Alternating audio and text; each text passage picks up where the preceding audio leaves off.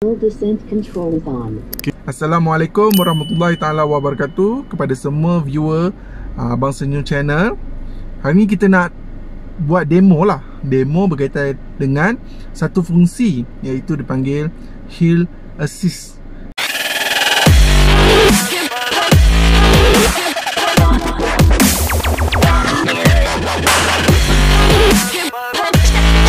Yang ada dekat X70 ni, di mana nak buat fungsi dia membantu kita untuk turun bukit yang curam. So hari ni saya berada di Cameron Highland. Lokasi ni saya boleh gunakan Hill Assist ni. So saya cuba terbaik untuk demo fungsi ni. Dan juga bagi saya fungsi ni sangat awesome lah. Maknanya kita effortless untuk kontrol kereta kita semasa turun bukit. Sangat awesome. So tengok video ni. Akan perjalanan kita akan try untuk tengok fungsi. Saya diaktifkan dulu. Saya akan sampai kat tempat curam tu dulu. So far kalau tak ada sistem ni, semacam dulu saya pakai kereta contoh Camry kan. So bila kita turun bukit yang ada dekat kamera ni, contohnya ni dekat Raju Hill ni, so kita akan cuba kontrol kereta kita dengan kita akan membuat brake lah. Kita akan brake kereta lah. So menggunakan brake So masa saya pakai kereta Camry dulu, kalau nak turun bukit yang curam-curam ni, kita akan kontrol brake dengan steering lah. Saya aktifkan. Okay, dah aktif. So kita akan turun bukit dan dia akan bantu kita mengawal kelajuan. Dan apa yang kita hanya perlu buat adalah dengan control steering.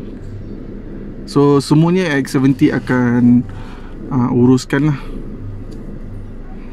So bagi saya ni satu fungsi yang baik, di mana kita mudah kontrol kita punya kereta.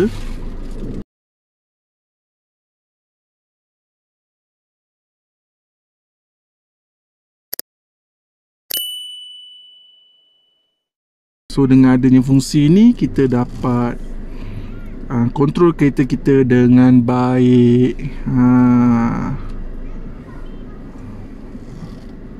Okey, macam tu lah lebih kurang dia punya fungsi. So sangat awesome. So sekarang ni kita akan test lagi. Satu lagi.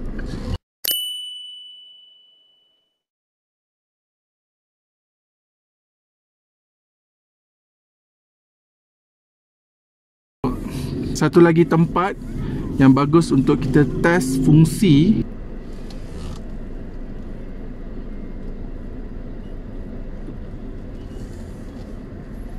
Okey, sini adalah lokasi dia, adalah satu parking dekat basement.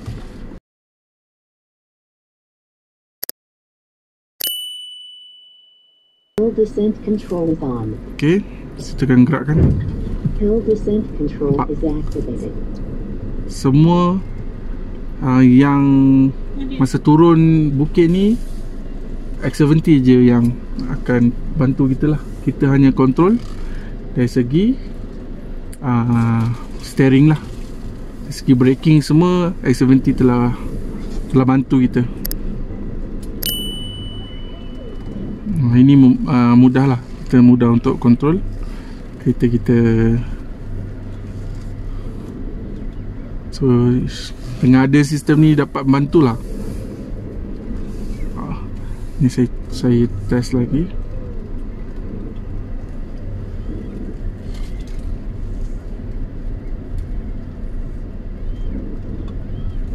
Okey, dah habis.